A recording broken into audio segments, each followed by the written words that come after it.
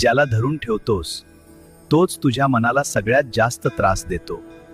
आठवणी असोत, माणसं असोत किंवा काही अपूर्ण राहिलेल्या गोष्टी वातो, त्यांना जितकं पकडून ठेवशील तितकंच तू स्वतःला हरवत जाशील.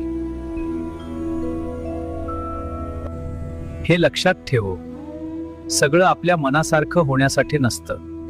काही गोष्टी तुटण्यासाठीच येतात आणि काही नाती संपण्यासाठीच जुळतात.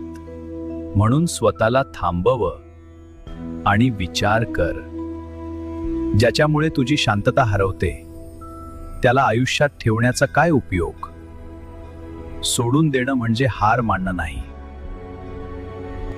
सोडून देणं म्हणजे स्वतःवर प्रेम करणं आहे. ज्यांनी तुझी कदर केली नाही त्यांच्यासाठी स्वतःला त्रास देणं थांबव. आणि जे निघून गेलं कधीच तुझ्यासाठी नव्हतं